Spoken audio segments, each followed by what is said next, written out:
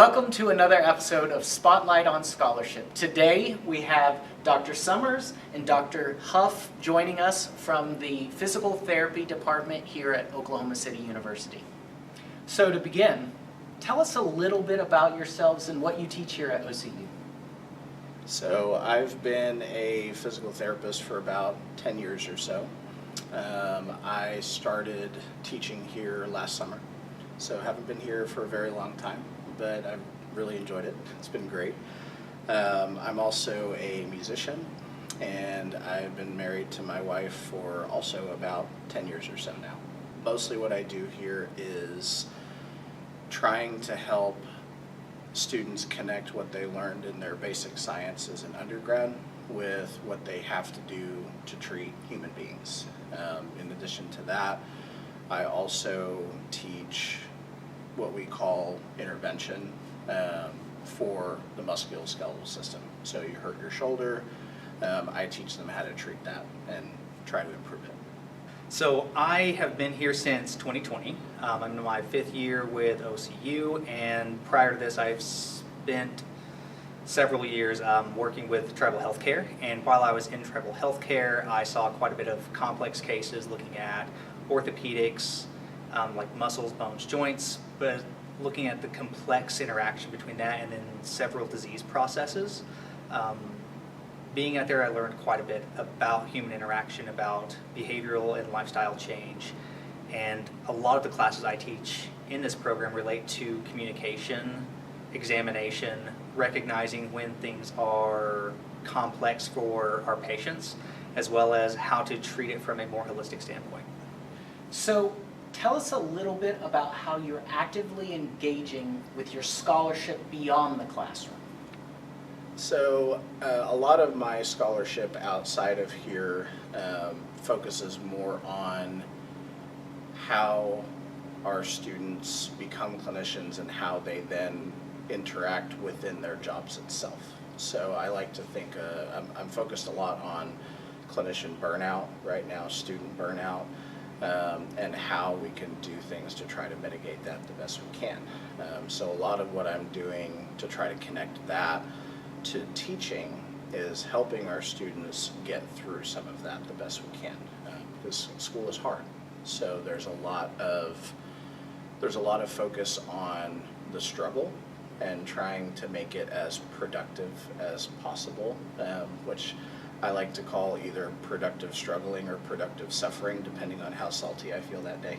So a lot of them struggle a lot with just trying to keep up. It's a very demanding program, and so I try to connect a lot of the work that I've done with dealing with my own burnout as a clinician and some of the training I've done in positive psychology to try to bring that together into an approach that helps them get through school.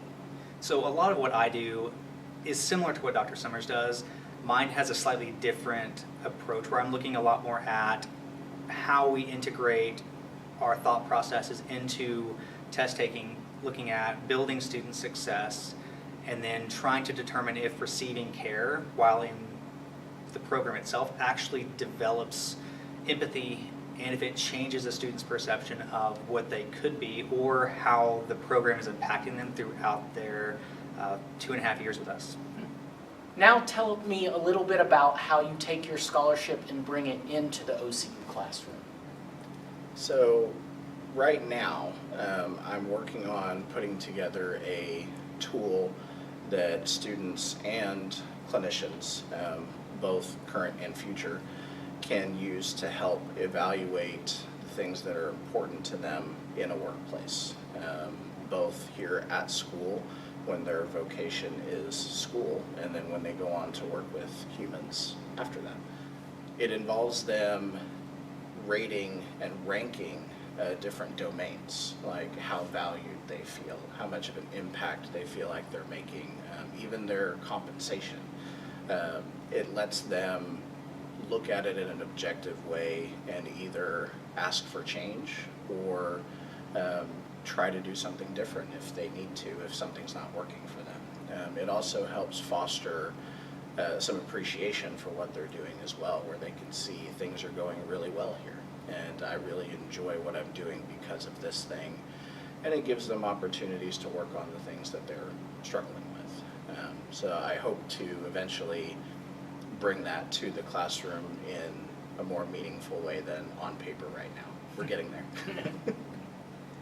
And a lot of what I'm doing is taking those concepts of clinical reasoning, critical thinking, and recognizing that as students learn and develop as clinicians, they're also learning how to take complex tests and take complex ideas and try to answer them in a very binary fashion, which means we have to sift through a lot of how students think, how they spend their time, and then how they make decisions based on finite and infinite options when we're looking at test taking versus in practice application. So a lot of what I've been doing requires students to apply both, and we look at both in the classroom and as remediation opportunities when students do struggle, for us to figure out if it's a content issue or if it is a application issue. And we do that through exams, but we also do a lot of that through open discussion, reflection opportunities, and then looking at how students spend time and energy and whether that energy is contributing to their development as a student or if that's part of why they're struggling throughout the program.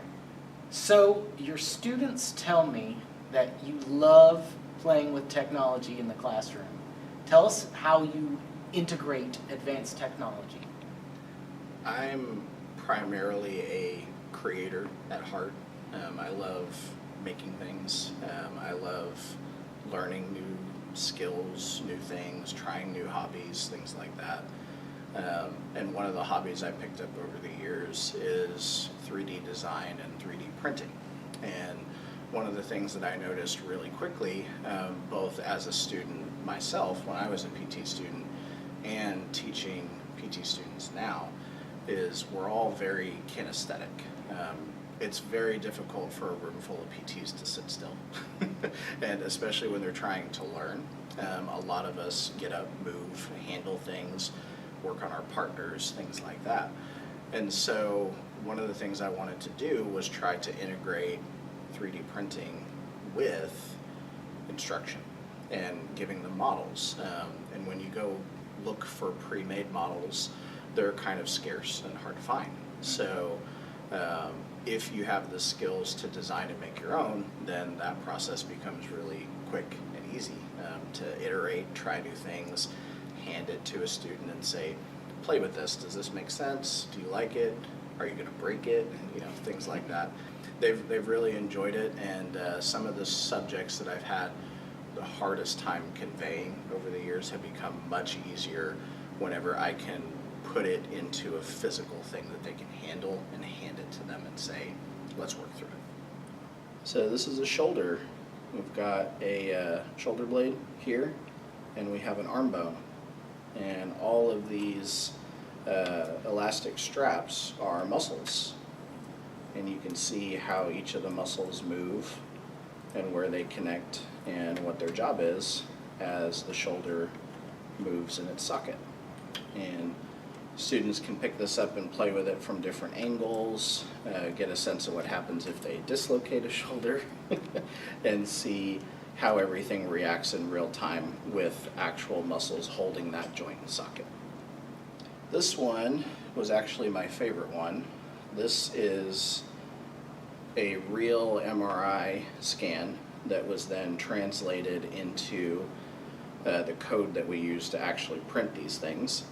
And all I did was add some holes to it so I can demonstrate your ligaments in your neck and how stable they are so that we can use a machine like this and not hurt somebody.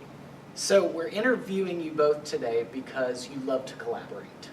So tell us how you both collaborate other than Andrew following you from job to job.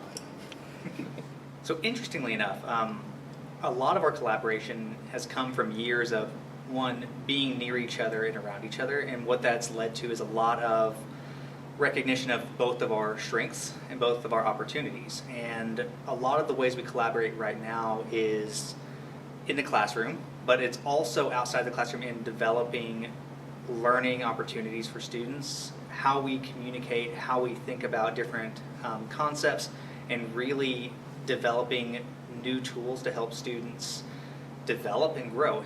Part of how we address that energy versus time concern was a product of Dr. Summers' development of a new tool that he's using to look at where people are spending energy, where they're not spending energy, and where that energy actually impacts them.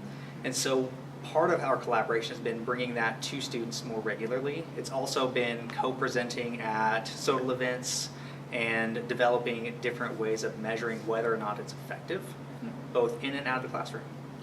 So lastly, how do you both guide students for professional success after graduation?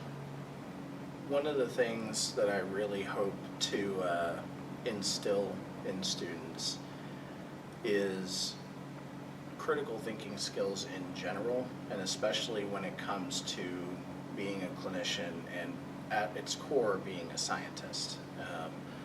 I feel like that's a hard thing to teach without just doing it over and over and over again.